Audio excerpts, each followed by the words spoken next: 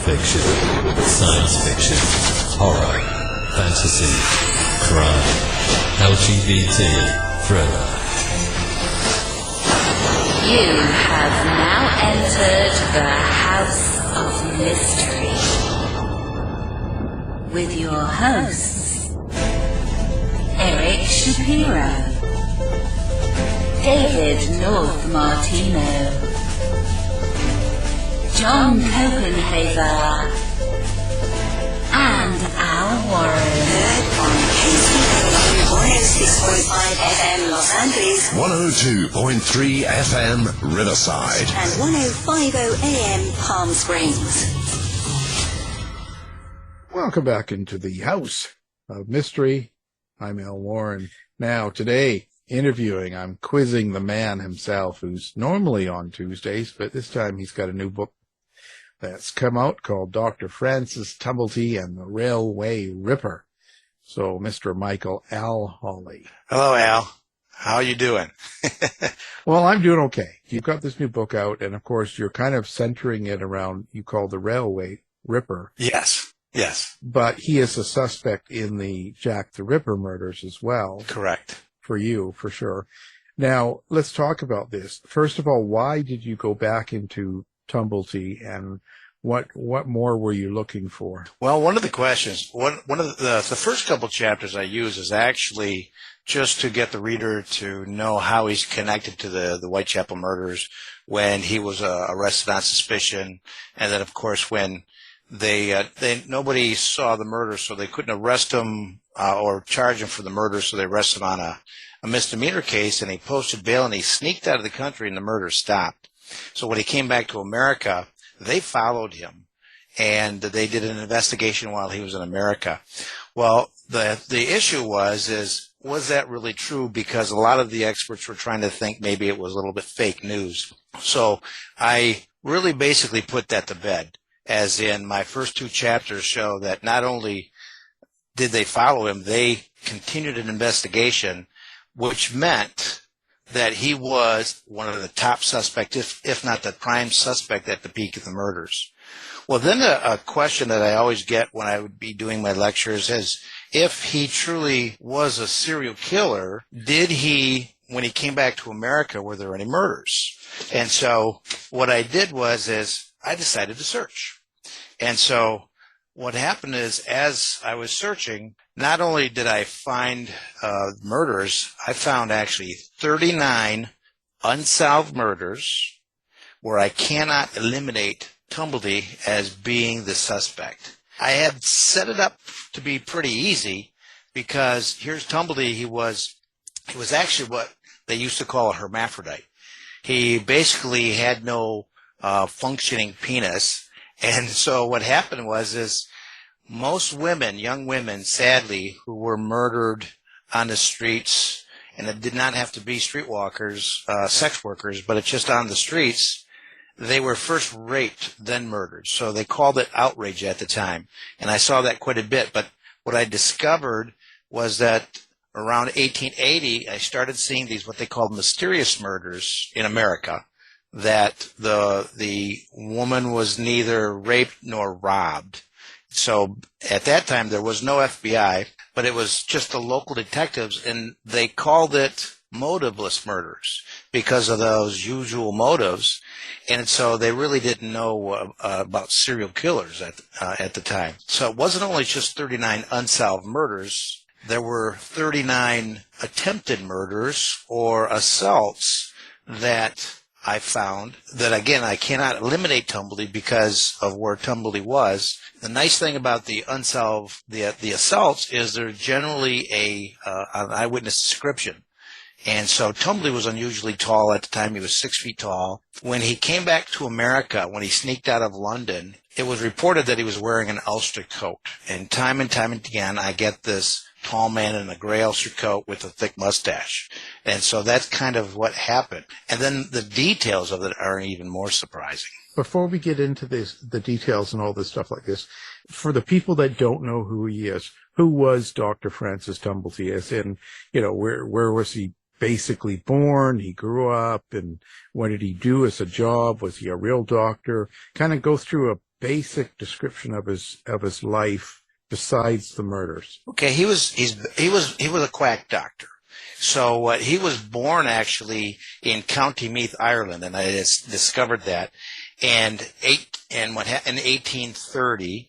And by 1847, he and part of his family came to America on a famine ship. So it was during the potato famine, especially the year 1847, where the spring and the fall crops, potato crops, went under. So that ship, they came over, and at the time, the northeast of the United States was experiencing a boon in the economy thanks to the Erie Canal, which is pretty much centered in Rochester, New York. And some of Tumblety's family members were already in Rochester. He was one of 11. So when he came to America, he was around 17 years old, plus or minus there. But when he came to America, that within 9 years, he became actually what we call an Indian herb doctor. In Rochester, he got caught up with a couple quack doctors, one an Indian herb doctor. And by 1856, Tumblety was on his own. He crossed the border into what they called Canada West at the time, but it was Ontario. And incidentally, it was London, Ontario, where he started. Within 3 years, he became a millionaire. He was so good at exploiting. And that's what I found out was how he exploited these people. He was really good, as in what he would do is someone would come into his office. First, he would advertise like crazy, saying that he could cure everything, cure cancer, cure tuberculosis, cure everything.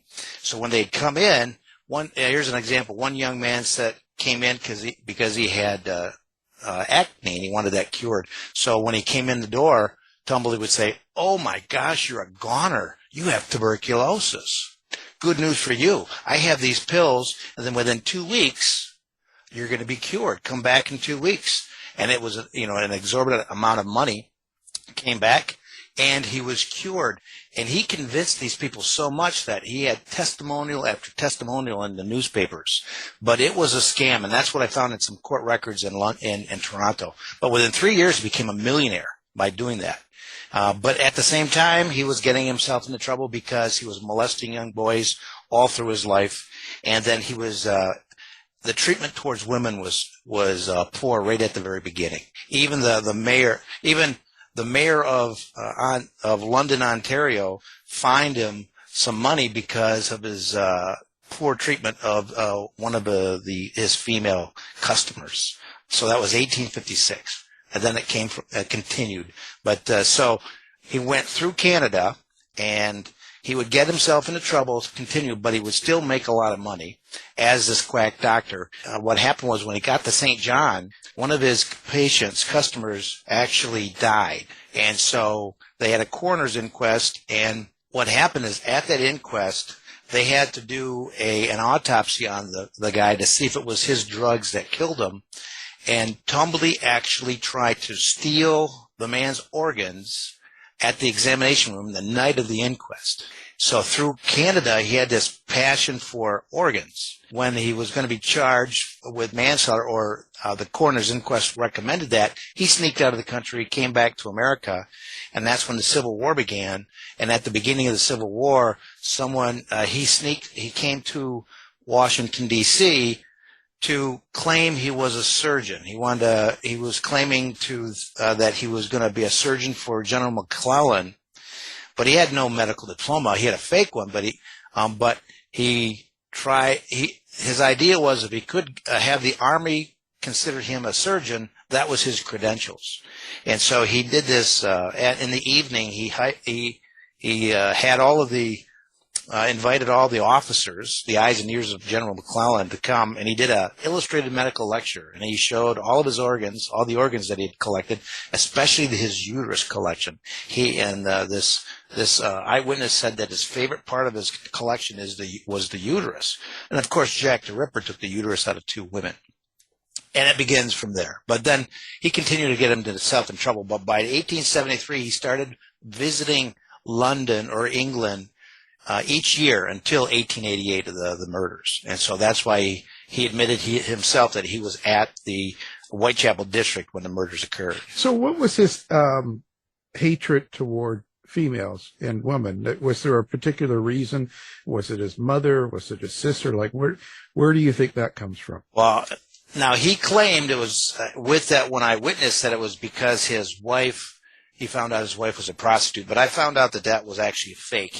That was his front to tell why he was not married or anything. And what happened is, under sworn testimony, his nephew, only 5 years his junior, said that Tumblety was never married. He always had a passion for young men. But what happened was, in his writings, what came out was he was very religious, and he was Catholic. And back then, many Catholics, this is not doctrine, but many Catholics believed that it was not Adam that committed the original sin. It was Eve deceiving Adam. Therefore, women were the curse of the land, and disease came from the original sin. So the disease, including his condition as intersex condition, having both male and female parts, that he would believe that it was women that did that. So he hated women from the outset, and you could see it was in the family, because there's a report that one of his brothers had the same hatred of women. And then when you look at the census material, the 3 brothers were considered literate, but all the sisters were considered illiterate. So even the family members, only the boys could go to school. So, but what happened is that then I found out that by 1880, he found out he had syphilis. He was hypersexual, so he was the perfect target group to catch syphilis. And so he caught syphilis, and of course he blamed these women.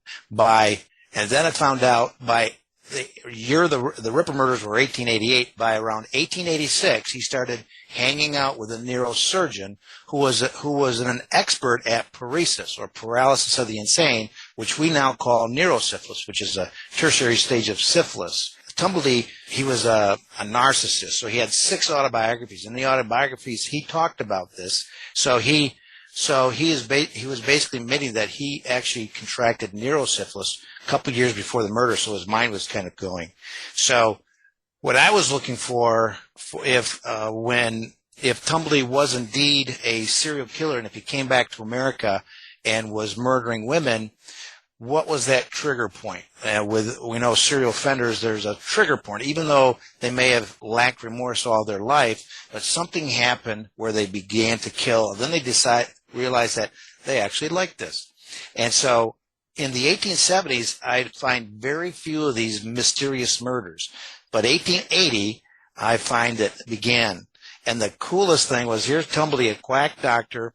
He considered his home as New York City. And he had actually got himself in trouble because someone had come to him for an abortion when he was in Canada.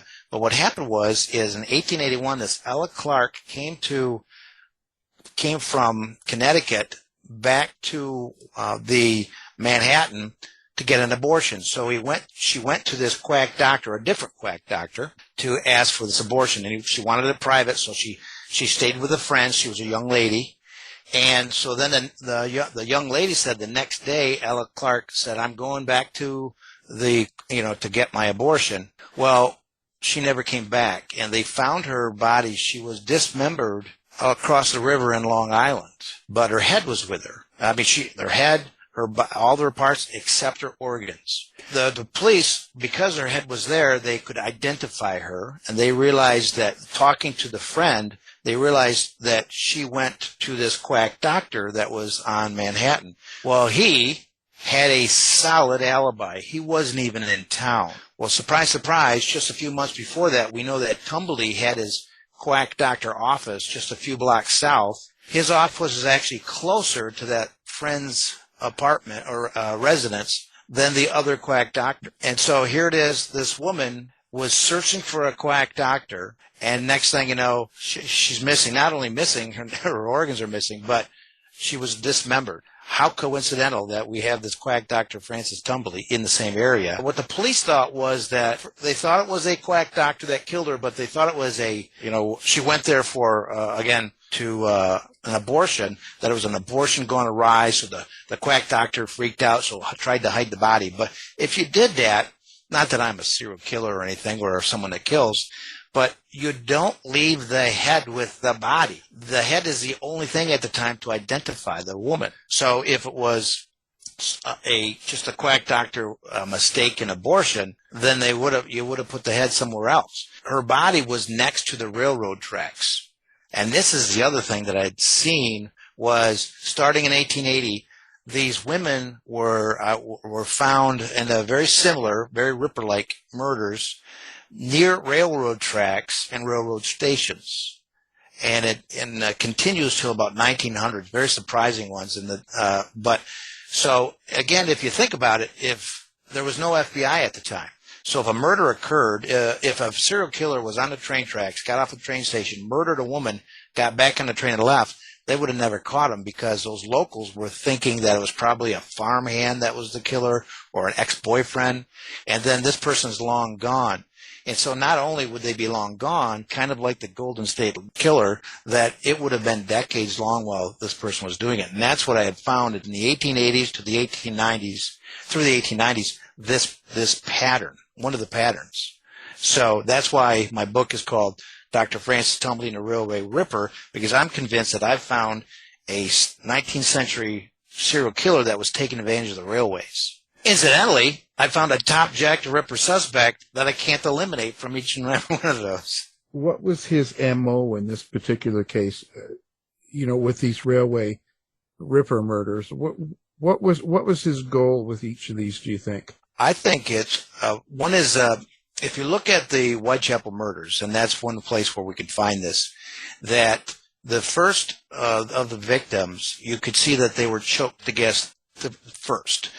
Strangled. So it could have been Jack the Strangler, actually. And so what happened was Dr. Brent Turvey, when he looked at the Whitechapel victims or the records, he did not see the normal sadomasochistic serial killer, as in, let's say, a John Wayne Gacy, where he is sadistically kind of killing, reviving,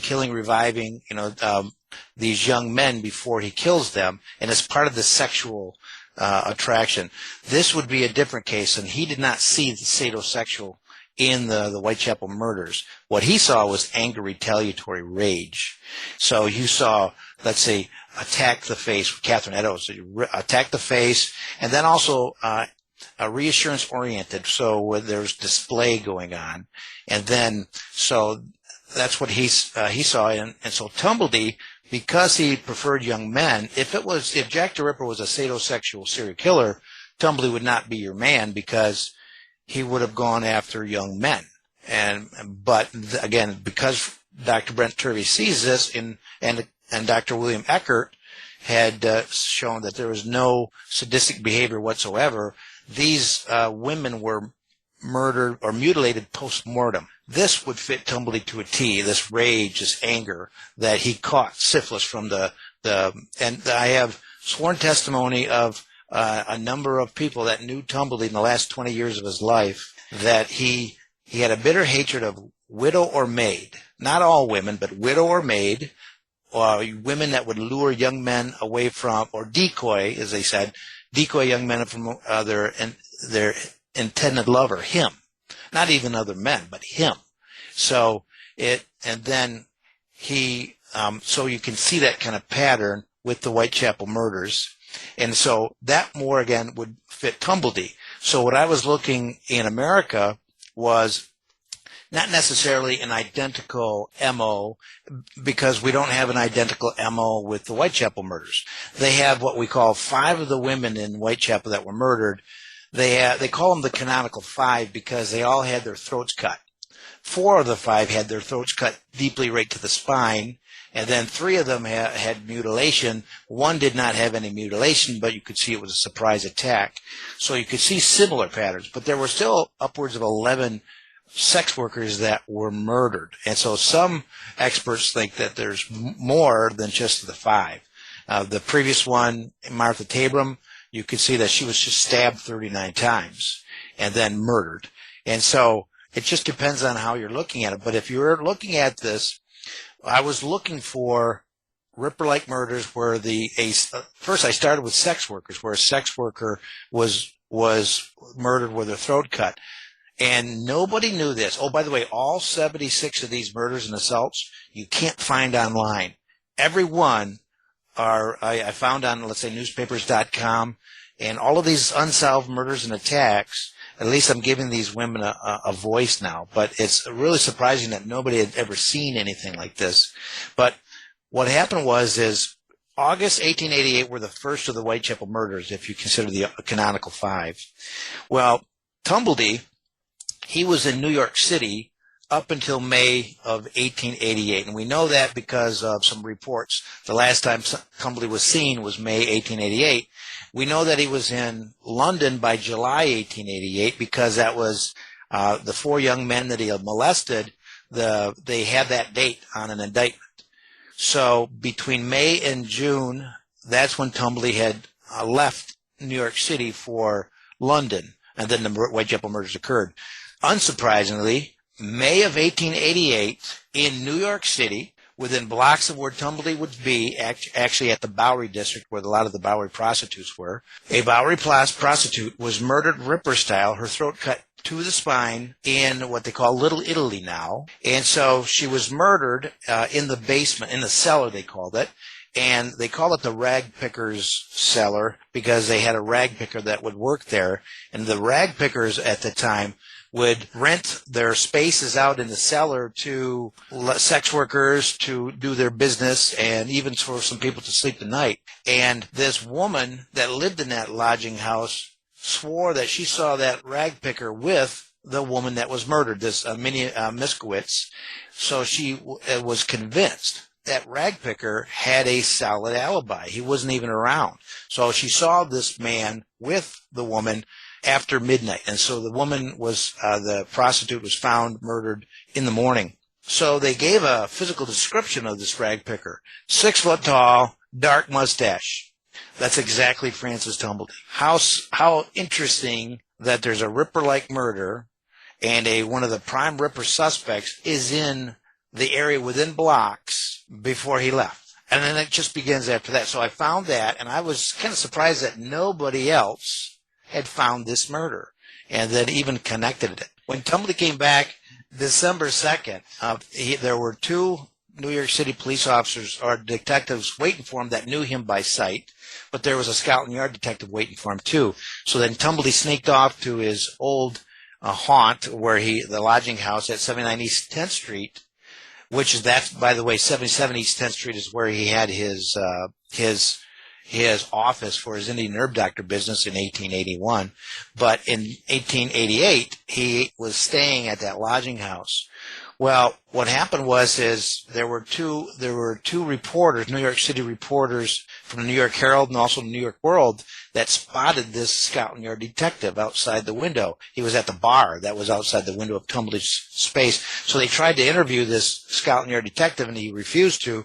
So they actually interviewed the bartenders because the Scotland Yard detective was talking to the bartenders drinking. And so the bartender said, yeah, this guy said he came over to America to get the guy that did it, the Whitechapel murders. And he's looking up at Tumblety's window. So what happened was that was December 3rd. By the December 4th papers, that was in the paper. Well, Tumblety vanished December 5th. And nobody knew where he went until a couple years ago. I found out where he went.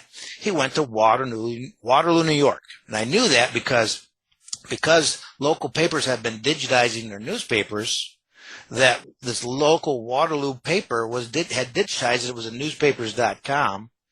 And I knew that what happened was a reporter said that Tumblety's in town. And so I knew that was right because his sister lived there. And in 1881, right, same year, Tumblety was actually in Toronto. He got arrested for sodomy with a young man. And so he sneaked off to his sister's in Waterloo. And how we know that is because his nephew, Thomas Powderly, lived in Waterloo and remembered that event. So he would sneak off to Waterloo. So when he was in Waterloo, the reporter reported that because what happened was a woman was accosted that night, which is a strange thing for a little Waterloo, New York. But a woman was attacked by the throat, but she got away and ran away. The reporter was the one that believed that it was Tumblety. Well, Tumblety vanished. And then what happened was a week later in Chicago, this young lady was in downtown Chicago, and she was riding the cable cars or the trains, and she remembered a tall man in a thick mustache with an ulster coat sitting across from her. So she got out. It was nighttime, and she was walking the tracks to go to the next spot, and he attacked her by the throat, dropped her onto the ground, and said, and then she screamed and fought and got away, and she saw these train track workers, so she ran towards them, and the man tried to shoot at her. And and I knew that there were a couple of times where Tumblety was arrested for carrying a revolver in America, in the United States. So, and she said there was a tall man with a thick mustache. That was December 1888. And then I get a newspaper article saying, Tumblety's supposed to be in Chicago. I wasn't looking for that thing. So here it is. So then 1886, this is one of my chapters is called The Bookends to the Whitechapel Murders, because just after the Whitechapel murders, we have these similar murders with this tall man in a gray ulster coat. In Buffalo, New York, where I'm from, there was a case of 3 young ladies that were assaulted on the streets downtown Buffalo next to the train station, where this tall man in a gray ulster coat attacked them, grabbed him by the throat first, and the woman started struggling to get away. He pulls out a revolver and says, I'll shoot you if you don't stop moving. And then some guy in the back said, hey, and then the guy ran away. And so you can see this pattern of a tall man in a gray ulster coat, and I keep on finding this tall man in a gray ulster coat, and then sometimes a tall man in a gray ulster coat with a thick mustache throughout the 1880s and 1890s. It just keeps on going, and this rash of these attacks. There was this tall man in a gray ulster coat. It was late in the 1890s that what happened was it was Connecticut, and it was Danbury, Connecticut, but this young lady named Hawley Richmond, so she was walking the streets in this, now this is 1899, so Tumblety would have been an older man by this time. And what happened was an old man, and a tall man in an ulster coat, I can't believe that, came up, sprayed his stuff in her eyes, and he ran away. And so what happened was that was a combination of cayenne pepper and metal shavings. So she was so then just before that, actually in 1892, in New York City, just a block away from where Tumblety lived, in Washington Square, during the daytime this time, there was this tall man that would wear diamonds and walk with an umbrella. And we know Tumblety always walked with an umbrella. We had a couple cases of that. And he used to wear a diamond pin. And so he always kept diamonds. He had a few $1,000s of cash in one pocket, jewelry in the other pocket. So if he ever got caught in the slums, because that's what everybody said, he used to hang out in the slums at night. And if he was arrested, he could show everybody that he was a man of higher status. But this time was during the day. And so what he would do is he would walk by, and when a woman would walk by, he would trip the woman. And the woman would fall on her face, and then he would run away. And so they did it so often that the police were informed, and they jokingly, because it was just 2 years after the murders, they called him Jack the Tripper. It screams of Tumblety. And one of the things we know about serial killers, like the Golden State Killer and even BTK Killer, they'll stop, and they have this cooling off period. What they do is they're trying to stop the killings for a while for any reason. Maybe they got married or the police are close to them.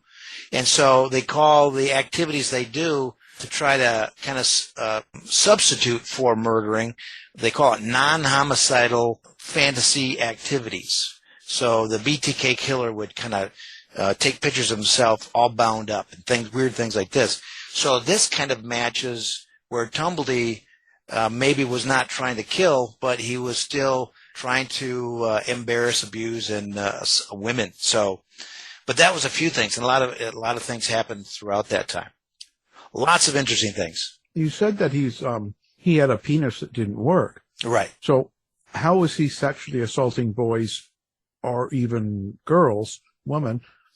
And what was he doing with them? Like, how does that work? And how would you get syphilis? So these are excellent questions. Actually, because of that sadomasochistic serial killer thing. So one thing is he never Jack the Ripper did not sexually assault those sex workers. That's one thing that people don't understand, is that even though they were sex workers, they were not mutilated. Although there's one that had a couple stab wounds next to the vagina. But what happens is what Tumblety would do was we have a sworn testimony of a young man. His name was Richard Norris. And in 1881, Richard Norris said that Tumblety, because he was flashing all this money, and he asked young Richard Norris if he could write some letters for him. And Richard Norris knew, he said, Richard Norris, although during the 1905 court case that he was in, when he was talking under sworn testimony, he said that when he was younger, he admitted that he would make extra money being a male prostitute. So this was New Orleans, and we never knew that Tumblety was going to New Orleans, but we found out that from 1881 to 1901, Tumblety, every year during the Mardi Gras season, we would go to New Orleans and visit this Richard Norris. But Richard Norris eventually had kids, and he was working for the New Orleans Police Department at the time he was doing this, so it was illegal what he was doing, but he was still admitting. In 1881, what he did was Tumblety showed him his travel chest, and inside his travel chest were these surgical knives. And this was a travel chest that he would take with him to even London. So we have a Jack the Ripper suspect carrying surgical knives with him in the 1880s. And so what Richard Norris remembered what he did was one time he first befriended him for a few weeks, but then Francis Tumblety took one of those knives and put it to Norris's throat and sexually molested, actually just kind of sodomized him. And here's Richard Norris saying, I am a male, a sex worker, so he could have just paid me, but he wanted to force it on him. And so then he got angry and started fighting with Tumblety, but then Tumblety, calmed down, he apologized and gave him a whole bunch of money. And so what he would do is he said that he would ask to be penetrated by the young man. So he would act, and he said it felt like a woman to him. This is under sworn testimony. So that's what he would do is, where the lodging house he was at, the woman that ran this said that Tumblety had a line of young men every night coming into his room. He had 3 rooms. He'd always rent out 3 rooms. So Richard Norris had said that that's what he did. That's how he kind of did it. So what I did was how did he contract the syphilis? It would have been these male prostitutes. And what I found out is when there was especially back then, when there was a rash of syphilis because of sex workers, it was both male and female because there was interchanging all the time. Even every one of his young men, even Henry Hall Caine, they actually got married. So they were bisexual, even though Tumblety was not. So though the sex workers admitted that they would be going both ways. So you could see that regardless of who he had sex with, that's how he caught his syphilis, by a young man. But he blamed women for that because they were the curse of the land. Well, they were the dirty ones. That's correct. Just ask him. And I actually have letters, Neil Story, and we're going to interview Neil Story next week, but he actually discovered these letters that it's Francis Tumblety talking about this case, these things, about his letters. He wrote about him and being so, I would say, he had a complete hatred for that young women. Did the police ever suspect him of anything or arrest him or take him in for any assaults or murders or rape or any of those sort of charges? So here's the issue is that one of the things about serial killers, let's say, for example, I like the Golden State Killer again, no one knew. It wasn't until DNA that who he was. No one knew who he was. And so like that Joseph DeAngelo, and he was a police officer. So there was no history of that. So he would have buried this to his grave. And so for decades we knew of, these long haul trucker serial killers. No one knew about it. And until, again, DNA happened. So Tumblety, to me, he would have been one of those. But we do know certain times that the police knew more than they were saying. Because, for example, his Baltimore attorney was in that same court case. So under sworn testimony, he told the judge and the attorney that asking him questions that how he knew that Tumblety had an intersex condition or a hermaphrodite because Tumblety passed out in his office. And what he said was, all the police knew it. The police knew what he was doing. They all knew that he was, again, they used to call it hermaphrodite. We don't have any record of the police knowing about that. So we can see that the police knew what Tumblety was doing, like in that case, but we don't have any record. All we have is a sworn testimony by this attorney talking about the police. And what happened, though, is when Tumblety was arrested on suspicion, they interviewed the San Francisco chief of police, Tumblety was an herb doctor for a while there, and they asked, did you know this Francis Tumblety, who is still incarcerated in London? And he says, yeah, but he was just a quack doctor. But then the next day, he said that they contacted the New York City police, and maybe he has a history of some nasty things in New York City. So New York City, he had record of him having this bitter hatred of women. What was happening? What I have is Thomas Burns was the chief detective there, so he was a famous guy at the time. And one time they asked Thomas Burns, not about Francis Tumblety, but they asked him when the Ripper murders were occurring and Scotland Yard was not successful at finding who this killer was. They asked Thomas Burns, what if the Ripper murders were occurring in New York City? Do you think you would catch them? He said, absolutely. Being quite an egotist himself, he says, well, what I would do is I would have a lot of these detectives in plain clothes or women's clothes and just filling the streets. As a matter of fact, one time there was a young man that was squirting acid on these women, and we caught him because he tried to squirt acid on one of the detectives. Surprise, surprise, I have a tall man in a gray ulster coat.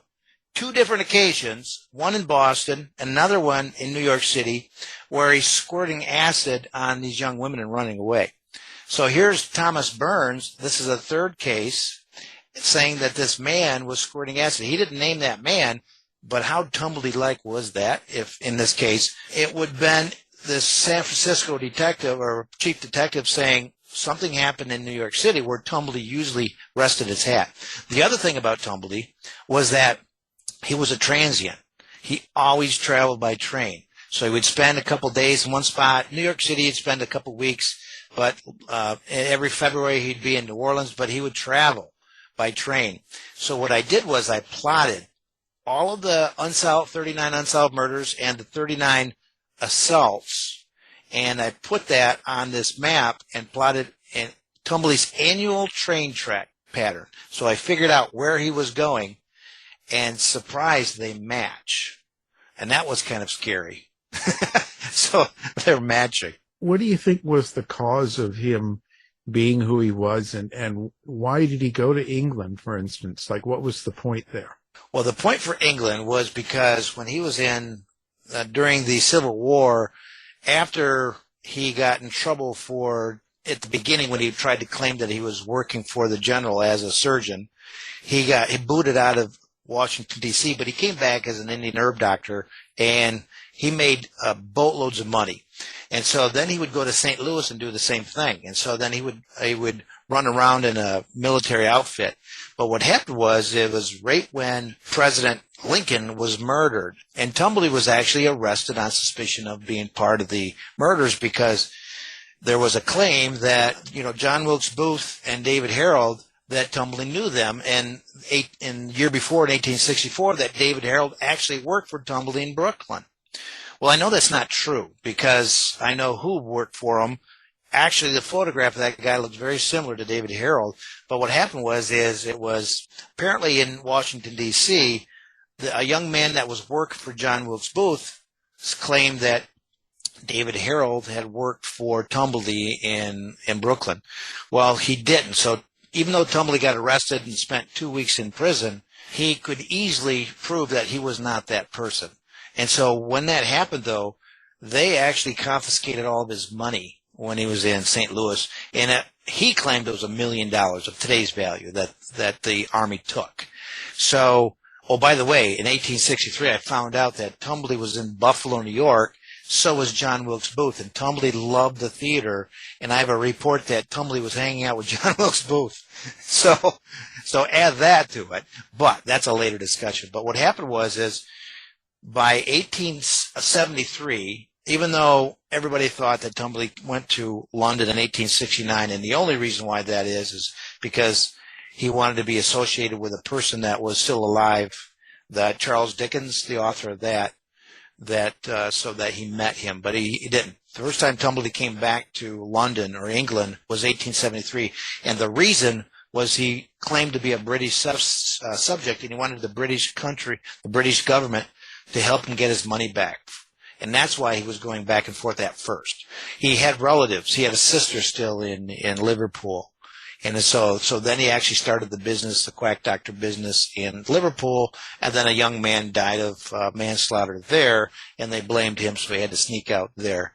But so that's why he started going back and forth to London, but England. But he loved the city, and one of the things, I have countless eyewitness testimonies of Tumblety each night would go into the streets at night, into the darkest areas. He'd always stay in the darkest part of the sidewalks, where the streetwalkers were. But what was his point to killing? Do you think that was there a rush in the killing itself? Or was he doing it for the body parts? Do you know what his thoughts were? Yeah, I hear based on the evidence, here's what I think. He's always had a lifetime bitter hatred, blaming these women for his condition. But I don't see that is what triggered him to start killing. I think what triggered him to start killing is when he caught syphilis. So it was around 1880 we realized he knew he had syphilis because he started going to Hot Springs, Arkansas, which was the mecca for syphilis patients. And so they interviewed his doctor in Arkansas, one of the Arkansas doctor, and they asked him, "What do you think was wrong with Tumblety?" This was 1905. He said he had softening of the brain. Softening of the brain was a euphemism for paresis, paralysis of the insane, or neurosyphilis. And so that right there showed that it transgressed into neurosyphilis. So at first, I believe it was a rage killing, because just before a woman was murdered, a young lady was murdered her name was Mary Cassidy in August 1880 in Massachusetts along the train tracks. Tumblety got on a train in Manhattan, go north, and that's one of the next train stops in Massachusetts. A young lady was nearly decapitated and mutilated, and it's unsolved to this day. Well, surprise, surprise, 1 month before that, Tumblety, we have record of him losing a court case to a woman. And because he blamed that the woman's son, who was a teenager at the time, stole his money. And so they countersued him for molesting this young man. He lost the case. So this man, not only does he have syphilis, he's now enraged. And here is the very first unsolved murder, because this woman, there was no sign of rape, there was no sign of robbery, just a nearly decapitated along the train tracks. So I think now, if you look at the female serial killer, Elaine Warhouse? Yes. If you notice, what she did is she first killed in January, and then there was a pause, and then she started killing, I think maybe May, June or something, and that was each month. So it was almost you kill, oh boy, am I going to get in trouble? And so you kind of stop, and then you realize, a lot of these is that she had a taste for it. And so I think that was starting to happen. But also I think, especially right around 1886, what I find out is that he had this desire, this collection. So in January of 1888, we have a record of him telling a Toronto reporter that he was constantly in dread of sudden death because of kidney and heart disease. This is Tumblety. Well, at the end of the 1888, these Whitechapel victims, one woman was missing the kidney, one woman and kidney and a uterus, another was missing a heart, and then a uterus. So those three organs that Jack the Ripper took, the kidney, the heart, and the uterus, can be connected to Tumblety, because Tumblety had this passion. And uterus was actually where the fluids are before life begins. And so we have Scotland Yard. There was a case where a prominent, eminent engineer on the wealthy West End heard through the grapevine that this medical maniac, this doctor claiming to be a surgeon, prominent surgeon, was a medical maniac at night looking for the elixir of life, looking for fluids So he would kill these women, wanted to extract the fluids from the uterus and mix them with herbs to create this elixir. Well, here's Tumblety was an Indian herb doctor, and we have a record of him actually having an office near Whitechapel Road. So here we have him. And so here it is. He had his best friend, his boyfriend in the 1870s was Sir Henry Hall Caine. Well, Hall Caine's best friend was Bram Stoker, the author of Dracula, who was actually the business agent at the Lyceum Theater in 1888, just a week before the Ripper murders. Mansfield's Dr. Jekyll and Mr. Hyde was being performed. And that's a person with a kind of an elixir. And then so at the Lyceum Theater, that there was a new order, the workers started an order called the Order of the Golden Dawn, and their primary goal was to look for the Philosopher's Stone or the elixir of life. And so it's all these connections with this elixir, and here's Tumblety being kind of right in the middle of that. And then in 1900, his Philadelphia attorney said that Tumblety would be drinking this flask made of brown fluid all the time. So, like an elixir. At beginning, in the early 1880s, although he always had this passion for the organs, because it showed, if you had these organs, it showed that you were a true surgeon, that here's maybe, if indeed that he was the quack doctor that mutilated or dismembered this woman, Ella Clark, in 1881, that right there, and her organs were missing, maybe he was trying to, do this at the time. But by 1886, his brain was going. Now, here's a man that claimed he could cure all disease. Now, he has a disease, and he couldn't cure himself. And so, clearly, I would see him looking for it. He was always going to hot springs and all these Saratoga springs, always these watering holes, because that was that actually in what they found out was that hot springs do actually improve if you have syphilis. It kind of elongates your health, your lifespan a bit. So it was pretty much helping him out. So here is a man claiming that even in his autobiography, he claimed that there was this elixir of health out there that no one's found yet that can cure all things. And then that's in his autobiography. And then in 1893 autobiography, he finally admits there's no such thing as an elixir of life, or what he called I forgot, eternal something, but it was an elixir. He admitted that, but before that he never did. So here it is, Tumblety, right around that time that he knew he had syphilis, these women that in London were being murdered, and there was another agenda. The agenda was to collect organs. And so here's a man that had a history of collecting organs, had a history of especially the kidney, the heart, and the uterus, and it actually continues because Annie Chapman, she had her wedding ring and keeper ring stolen, 2 cheap brass rings. And then when Tumblety died in 1903, on his personal possessions was as usual diamonds and gold, and there were 2 cheap brass rings. The railway ripper. So what the railway murders? There was no point to their murders. Like you're, and I'm saying reason-wise, they weren't raped and they weren't robbed and stuff. So did you ever have an idea of why these people were killed? Well, they have all the hallmarks of rage killing. They, attack and mutilate the face or mutilate the neck. Well, for example, in St. Louis, there was actually a sex worker that was attacked. So she was walking, and this tall man in a gray ulster coat comes and cuts her abdomen, and her kind of parts come out, and she starts dying. And so she's saying, this man attacked me. So they arrested a man, her ex-boyfriend, who they thought was, these onlookers thought it was him, and surprisingly he was a tall man that had a gray jacket, but he had a solid alibi. And so the way she said stuff, realized that she didn't know her attacker, but she died. So it was to me, it was just attack. There were a couple cases where we have, again, tall man in a gray ulster coat. How many times that across the river, there was a rash of attacks by a tall man in a gray ulster coat that were attacking women, women were getting away, but there was one woman that didn't. And what happened was she got clobbered over the head with a coupling, a metal thing. And they found her in a dark, empty lot. And so what happened was the next day, a minister came to the police and said, "You need to talk to this young man." Well, what happened was this young man was actually in the morning of the murders. This was Paterson, New Jersey.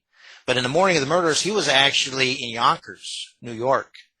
And he was trying to get, his girlfriend, ex-fiancée, was getting married, and so he wanted to try one more time, and it didn't work. So he was all bummed. So he got on, he was waiting for the train, 8 in the morning, he started drinking. And so he got on the train, he's traveling through Manhattan, and he noticed this tall man with a mustache and a gray ulster coat was following him. And by the time he stopped at a bar, he thinks the guy slipped him a Mickey because he really got passed out. But he does remember him traveling on the ferry across the river to Paterson. And then what he remembered, and this is what he reported, that this tall man followed him outside when he walked off the train, grabbed him by the scruff of the neck and dragged him on the streets at night, just laid him against a tree. Then he said that the man went up to this woman, knocked her out with something he had in his hand, and started dragging her into an empty lot. So that's when he ran away. So the police didn't believe him because they said he was drunk and that he could not have made it from Yonkers to Paterson in that amount of time. So I tried to see that, and he had ample amount of time because they thought that he was at that bar in Yonkers in the afternoon. But what I showed that he was in that bar at 8 in the morning. He was there early. So he had ample time to be there. So here is a case where to me, especially if it was Tumblety, it would be rage killing, in the case that we have that. Well, interesting case, lots of research. Now, the book is out now, of course, and it's called Dr. Francis Tumblety and the Railway Ripper. Now, the writer's been our guest, Mr. Michael Hawley. Thank you for being here. Thank you, Al, and we'll see you next week when we interview Neil Story. You've been listening to the House of Mystery radio show. To find out more about our guests, hosts, or show, go to www.houseofmystery.com. Show's over for now. Was it as good for you as it was for me? Yeah. Good night. This has been a production of Something Weird Media. I'll be back.